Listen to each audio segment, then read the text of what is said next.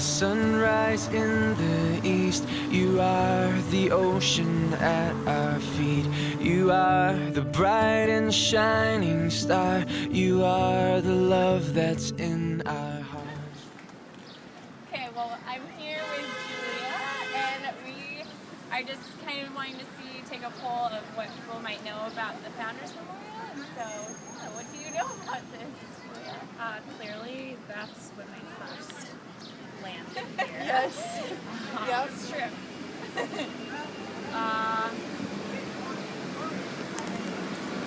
Do you know any of the people, the names? No. Okay.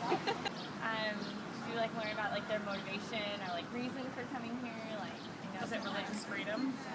Yep. Yeah. That's definitely right. Right, so we're here and came across these guys, and we're gonna ask them what they know about the founding of Boston. So, you guys have anything? And start out. Do you know anything about the founding of Boston, or does this remind you of anything? No, not really. I know about the Boston Tea Party, all the revolutionary stuff. I don't know about the actual founding of the city. Before that, that's it. Yeah. Do you guys know any of the people, or have you read the quote on the other side? No, I'm not. Okay.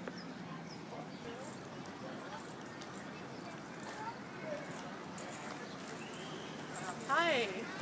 So we've been standing here interviewing a few people about what they know about this memorial, and as you can see, not many Bostonians are familiar with the historical roots of our city. So I'm Kelly. I'm Amy. And we're students at Gordon Conwell Theological Seminary. We're taking a church history class. And we had the pleasure of studying. This is the Founders Memorial on Boston Common. So we're here to tell you all about it today. Yep, and so we just want to give back a little bit of what we learned to you guys, and hopefully you can benefit and learn from a little bit about the origins of who founded Boston and why. And yeah, just our hopes and why that's important. So John Winthrop was one of the founders of Boston, and he was a Puritan. And the Puritans were people that were seeking to flee England, to leave the religious confines and the strictness of the religiosity of that society. And they also were escaping the judgment that they feared God was going to bring to England due to an interceptions of the Reformation. John Winthrop wanted to come to Boston to start over and demonstrate a new society and demonstrate their loyalty to the church from over here on across the sea, and really live fully in what they believe were God's commands and display this model of Christian charity.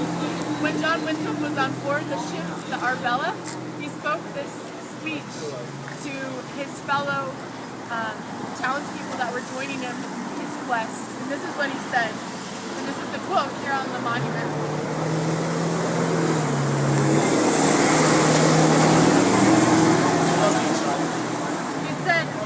We must consider we shall be set as a city on a hill. The eyes of all people are upon us, so that if we shall deal falsely with our God in this work we have undertaken, and so cause him to withdraw his present help from us, we shall be made a story and a byword through the world. The person who founded this memorial is the mayor of Boston in 1930. His name is James Michael Curley, as was on the front of the memorial. And he was actually born in Roxbury, Massachusetts, which is probably about a 15-minute drive from here. And he was one of the most controversial mayors of that time. He really wanted to put a lot of effort and money into the tercentenary celebration of Boston, which was the 300th anniversary of the founding of the city, from when John Winthrop and his other cohorts founded this place. And so there was just a lot going on in towns and places all around Massachusetts and in the colonies. In particular in Boston, there was a whole week dedicated for celebrating this 300th anniversary of the city. and there was parades, and there was hospitals open. There's also this memorial which they invested $40,000 in, which at the time was a large investment. And there was a big unveiling of it to the city and to the people. And he definitely was a man who really appreciated political freedom and freedom of government. However, his religious background we don't know a lot about. He did go to an Orthodox church growing up with his mother, but it didn't, it's unclear how much his faith actually played out in his life, but he definitely emphasized a lot more about freedom of government, and so we kind of can see that a lot in our day and age, that we emphasize more of our freedom of choices rather than emphasizing the beliefs that the founders actually had for this place. All right, so as you can see here, this is William Blackstone extending his hand to John Winthrop. And William Blackstone had settled in this area. The Indians here had actually shown him where this spring was, which is actually right here in this spot where this fountain is, which is pretty cool. So this is John Winthrop, and behind him is John Wilson, and the Puritan maid, Anne Pollock, who was the first woman to settle in the foundation of Boston. And these are the boats that they used to cross the river, which is why John Winthrop had to cross the river to get to this point, because he was looking for water, which is pretty cool. And the last thing, which I thought was really interesting in my research, is this young woman here is protected by a Puritan soldier, which is said to symbolize the motherhood of Boston and the military spirit necessary for guarding and protecting the interests of this new colony. So.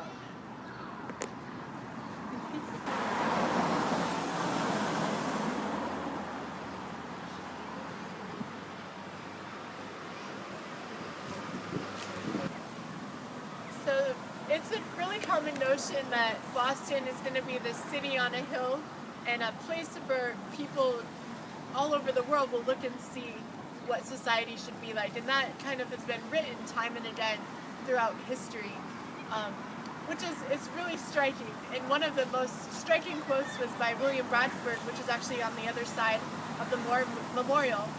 And in his essay of Plymouth Plantation, he wrote, "Thus out of small beginnings, greater things have been produced by his hand, God's hand, that made all things of nothing, and gives being to all things that are. And as one small candle may light 1,000, so the light here in Boston kindled will shine unto many, yea, in some sort to our whole nation." So we just want to take away from this, learning a little bit about this memorial, is just to come back to their beliefs that they were founded on, which were really on Jesus and who he is and what the scriptures say about who God is and his desire for how we live as a people in this world. And that was really the heart of John Winthrop, is that he really wanted to see that this was a place of freedom, that people could walk out their beliefs without other people really dictating what that would look like, that it could be from the Bible, that they would interpret that and be able to live that out, and not so authoritative, and just that it would also be a community that would help each other's neighbor and really just give generously to each other, so that there wouldn't be people in need, and those that we could all help each other and bring justice to society in that way. So we just hope that for Boston it would once again reflect those values and beliefs that the people who first came here had, and that continually there would be reproducing of a community who really reflects Christ and who he is and the character of God. Yeah. And really, it says that they will know that we are Christians by our love. So our prayer for the city is that we would really love one another here as well, so that people will see Jesus, us, the church, and really come to know Christ in a more deeper and fuller way today. Thank you for joining us.